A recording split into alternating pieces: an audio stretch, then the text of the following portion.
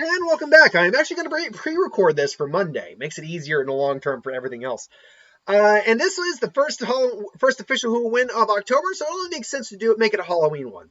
I can't promise that they're all going to be Halloween ones throughout the month of October, but I'm going to try to throw at least one Halloween-related one every week. And maybe like every other who would win in the week of Halloween will be a Halloween-based one, horror-based one. But this one comes to us from James Mock's Treaders.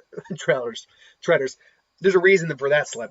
James Mock's Trailers and the Shredder / Mohawk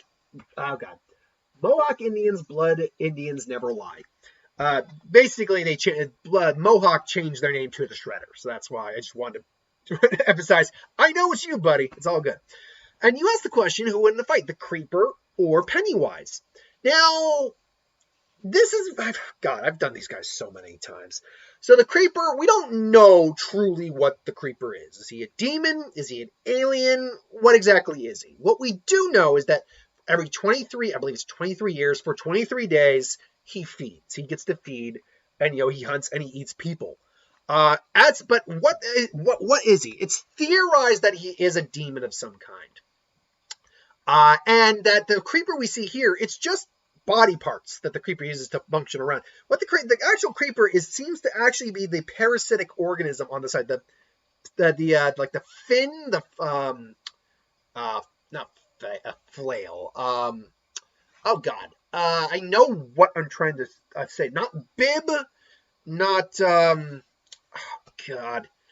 headpiece. You know what I'm talking about. That thing that seems to actually be the Creeper itself, because basically the Creeper can tank just about any damage it wants and just replace any damaged body parts it has with other people's body parts. That's what it did with when it actually lost its head in the second one. It just took someone else's head and just put it on there and attached and turned it into its head. He got run over by a car multiple times, shot on multiple occasions, skewered through the freaking head, and yet the damn thing wouldn't die. So the Creeper is kind of nigh invulnerable, but it's clear there would probably be a limitation. If you were to, in theory, incinerate this guy with a nuke, yes, he would not be able to survive that.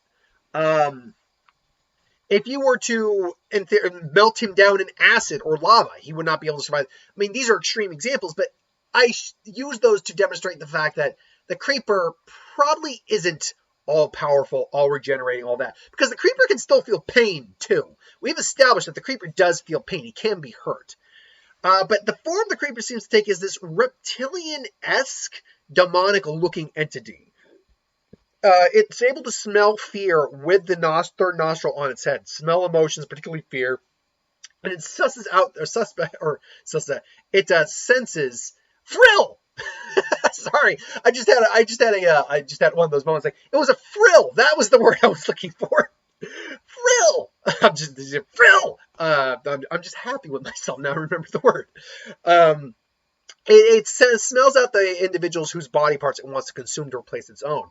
In the first one, it smelled out the brother. It wanted the brother's eyes, because its eyes had obviously gone white and milky, and it wanted new eyes. If I'm not mistaken, this didn't take the sister, because the sister, I believe, were contacts. If I'm not mistaken, that was the reason, because it didn't want bad eyes; it wanted good eyes. It can just replace any damaged body part it has. He also has an extensive wingspan, enhanced physicality. Like, this dude is strong. He can easily just lift a person without any difficulty, and flip cars if he wants to. He's also pretty fast on the fly. He's like very fast flyer, and also extremely intelligent. This is a being that's learned to drive car, craft weaponry, including axe. Seems to have magical weaponry like a shuriken, knives that when he throws it, it does seem to hone in on the target to some degree. And it seems to be made of bone and has runes etched into it, which goes further to imply the demon, most likely lore of it being like mystical ruins, demonic entity ruins, all that kind of stuff. But the Creeper's honestly just been beaten through sheer time and waiting, more or less. That's how they beat him in the second movie, is through sheer time. I'm just waiting him out. So, yeah, I mean, the Creeper, though, is still an immensely dangerous, very powerful entity. Pennywise. Now, Pennywise is basically a race of from race of beings known as, I believe, Glimmers. I believe that's what they're called. I'm just gonna, for my own sake, I always forget the name of the species that Pennywise actually is. Let's see here now. Pennywise, it is a species of creature known as Glamour. Sorry, Glamour. I was close. And basically, what Pennywise's race is, and apparently he's not the only one, allegedly, or they're not the only one, is that they exist outside of our own universe, in the Stephen King universe. Just to always remind you folks, because I'm sure you don't know about it by now. Of course you do. That's sarcasm. There in the Stephen King universe, there's our universe, and there's the Macroverse around that. There's basically, think like layers. It's like this. Stephen King universe is like an onion. It has layers.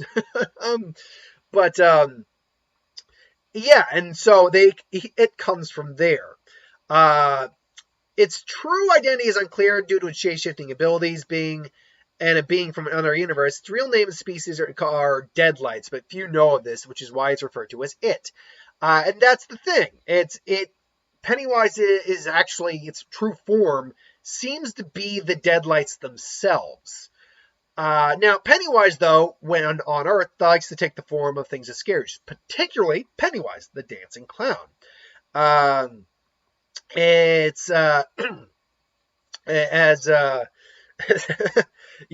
dancing clown. As most small children love a clown. No, they don't.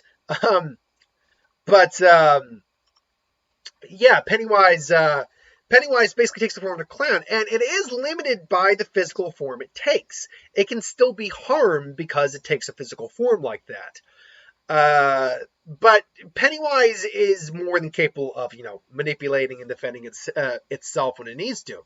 This is due to the fact that Pennywise literally has just about all the powers you can think of. Pennywise can manipulate reality, create illusions, read your mind, read your fears, and bring those fears to light thanks to illusion and reality warping. It can teleport. It can shapeshift. It can literally change. One of the things it does most particularly is, like, it turned into the giant spider demon thing. Invisibility, telekinesis, plant manipulations, seems to affect the weather in Derry. Superhuman natural strength, supernatural speed. It does have invulnerability. It's not. Pennywise, though, isn't invulnerable in the traditional sense. Like, you can't just shoot Pennywise and you're going to kill him. You couldn't even nuke Pennywise and kill him in the standard sense. But Pennywise is not capable of being hurt by conventional means. Pennywise also has the advantage of having the deadlights. The deadlights, being possibly its true form and just light source it can use, is able to just, completely entrance people and either kill them or drive them insane. This lends itself to its eldritch nature in the idea that, our minds aren't going to be able to comprehend what we're looking at. So it's either going to kill us or drive us mad. It's the same kind of mythos as Cthulhu. Though it does beg the question, if in theory, like the Elder Gods, Cthulhu, all that really did exist, and Pennywise and Deadlights for that matter, because we've now actually developed, we know about these things from, lore and all that stuff, and, our media and all that, because we're kind of a mathed up society as people, would it really have the same effect on us? Like, you'd feel like there'd be some of us who just kind of accept, yeah, okay, this is a thing. Yeah, Cthulhu existed. Great. It's like, so how we killing it? Do we throw a nuke out its ass or something? It's like, wait, well, you're not. It's like, look, with everything that's existed in media and the fact that, this, that, and this, am I really surprised you're real? Seriously. It's also the kind of thing that depends on what universe you throw Pennywise in. If you were to throw Pennywise or Cthulhu into, say, My Hero, I have a feeling while they'd be able to handle it better than, say, our world, they'd still be pretty screwed. But if you throw Pennywise or Cthulhu and, say, the DC or Marvel universe, well, that's just an average Tuesday for those people. It's seriously. But yeah, it's still very dangerous for anyone of just a standard mental capacity to be looking into that, to be looking into Pennywise's deadlights. However, Pennywise is not invincible. Pennywise feeds off your fear and feeds off, and that's what powers it. And that's why he wants to make you scared, because he feels like fear salts the meat. It's seasoning to him. He'd still eat you regardless. It's just, fear doesn't, fear is what Pennywise likes to use to make you taste good. And, it's where he gains his strength from. However, if you're able to overcome your fear, stand up to Pennywise and all that, as the Losers Club did, you take away Pennywise's power, because Pennywise's power comes from a psychological aspect.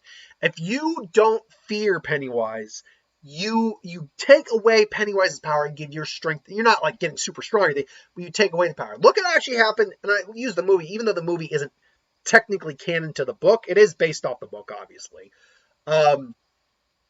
Look in the second movie, chapter 2, where Eddie gets attacked by the, I think he was attacked by the leper or something, and Pennywise got it. But as the fight was going on, Eddie gained his courage, basically. And, he finally is like, no, I know, screw you. And he was strangling, and Pennywise had to back off. Like, when you are able to overcome Pennywise, and a group helps, it's better to fight Pennywise in a group, but that's not necessarily required, as we saw with Eddie in that scene, surprisingly. As we saw in, like, the miniseries, it was like, this is, he started, reading off the list that Birdie knew. It's not required that you need to be in a group to beat him. It just really helps, because it's more people standing against him. So, if you lack fear or are able to overcome your fear and encourage him in a one-on-one fight, you will weaken him. You won't make him completely unable to defend himself, at least not one-on-one per se, but you will weaken him. And the longer it goes on, the weaker he's probably going to be. It's kind of like just slowly draining him of his power. So, with that said, let's say the Creeper has been traveling, because the Creeper travels, and he's in Dairyman, and he will rest for 23 years. Now, Pennywise is every 27 years, so I could see it being very difficult for these two to coincide with each other. Let's just assume that it is timed in the way where Pennywise and the Creeper are, out and about. Pennywise is killing the kids, Creeper's killing adults, and surprisingly, Pennywise is kind of aware that something's up, and the Creeper would be aware that something's up. I actually don't think the Creeper goes after, the Creeper does go after kids, never mind. I don't think he goes after a little kid, like little 2-year-olds or 3-year-olds or 4-year-olds, but he did go after like a teen kid of the guy in the second one. But his general targets do still seem to be like teens to tweens or above. I don't know if he'd go after like a single-digit kid, like an 8-year-old kid or something like that. But Pennywise certainly would. And I think the Creeper would be noticing this. Like, the kids are acting, the adults act weird in this town. Like, this is a weird town even for the Creeper to be in. And that's, I think, when the Creeper notices Pennywise. And I don't know if Pennywise would notice the Creeper real quick, although I think, the Creeper obviously would be decked out in his fedora, his trench coat, all that. Pennywise would notice his truck as he's, like, trying to tempt the kid, like, some balloons. And he does it, and he's like, he can sense there's something not right here. But it's like, whatever, just come here, little one. And he just pulls the kid in, like, the Creeper sees this, like, and just eats the kid, and then whatever, and then Pennywise walks out, like, he, like, maybe tries to persuade another kid who walks by, it's like, ooh, come here, little boy, and then the Creeper's, like, comes in, and, he walks over and says, ooh, oh, and Pennywise is immediately like, well, you're not from here, are you? Hello there. Well, how can Pennywise entertain you today? And the Creeper's just looking at him. Would you like a balloon? And Pennywise is getting a little miffed. Not only is this guy not talking to him and just kind of looking at, he can tell too, like, there's something off about this guy's appearance. And he's not sensing fear. If anything, he's sensing a kind of morbid, angered curiosity with him. Like this guy's eating my grill. Like, this is my food here. What the hell? Who the hell is it? And we've actually never heard the Creeper talk, as far as I know. So we don't know if he could talk or communicate. At least not in the traditional sense. We know in the third one he was able to, like, use some sort of psychic connection with, like, the hand he had. But he's like, you're not human, are you? You're something different. You have to stay. And you can see like the creeper's teeth. Like, what? Oh, you want some of my food, don't you? Oh, but I'm afraid I can't let that happen. See, this is my town and my food. You can't have it. And so, and the creeper just like, and the creeper all of a sudden pulls out an axe, just cuts Pennywise right across the face. Like, oh, you. And just pull there. And let's say this fight is taking place like in an alley or something like that, or in a place where there's no one around except the kids he was trying to lure in. The kids run away, and so their fight's going on. He's got his axe out. He just fires the shuriken, hits Pennywise. That hurts. Why are there any? Yeah. So tell me, you really think you can beat me? And, he just comes in and tries to just attack the creeper physically. Creeper goes in the air, and Pennywise grabs his foot, throws it down, and just gets on top, just goes into that morphed like giant mouth mode, just starts biting on the creeper. Creeper though has an axe and knife, so just stabs Pennywise through the head. Just, what are you? Why aren't you afraid? He said, why can't I sense any fear coming out of you? And that's a really big part of this, is that whether or not the creeper has fear or not, it's not really known. It's not really known if it has fear, what it's afraid of. It's afraid of death? Sure, fine, but how can Pennywise actually, exploit that? Because how do you explain that? So I'm looking this up right now. The personality, does it have any fears whatsoever? In the personality display, it's more laid back, almost human personality. He uses some of the little time he has on Earth to make grotesque artwork for himself. Despite being mostly animal-like and seemingly incapable of speech, he does display human emotions and intelligence, understands amusement, anger, pain. Nonetheless, the creeper is mirthless on spec. He's also shown incredibly calculating.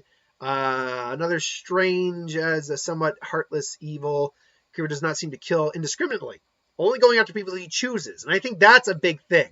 That's the difference between him and Pennywise right off the bat, is that he's not indiscriminate, whereas Pennywise don't give a shit. A creeper has a set of something he likes. He cannot sound like his prey until he gets what he wants. It's explained that with a will that is strong enough, a person can force down their fear and simply just become an anonymous to the creeper. He will kill such a person, but as they do not give off fear, he will never eat any part of them. According to Darien, for the second one, it knows no mercy and consumes everything. The creeper is known to be intricate symbols. Again, it doesn't really imply if he's scared of anything. Now, one thing that the creeper has that Pennywise doesn't, badass death truck.